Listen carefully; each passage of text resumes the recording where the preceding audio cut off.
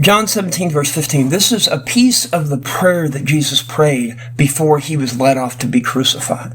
And this part of the prayer, well, this whole prayer was for the apostles, but it was also for you and me, because in this prayer, the entirety of this prayer, he even mentions, bless the apostles and those who will come to know me through them. And that is you and me, young Christian. So this is a piece of that prayer, John 17, verse 15. I pray not that thou shouldest take them out of the world, but that thou shouldest keep them from the evil. So what Jesus is asking the Father to do is don't let them die, but keep the evil from them until I'm resurrected. And see, that prayer still applies today. But the only way the Lord will keep us from evil is if we keep ourselves from evil too. If we choose Him in everything that we do, then evil will never overtake us. It's our choice to serve God.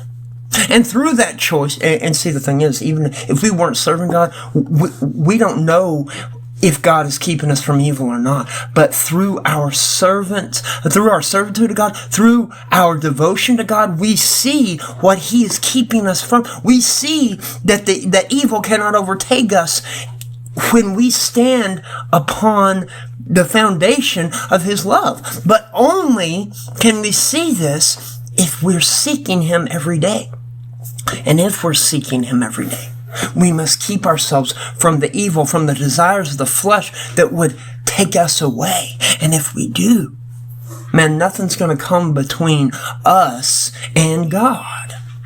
And nothing is going to keep us from His purpose for us until the day that everything that God has laid upon us to do is done. And then we get to go and be with Him in glory.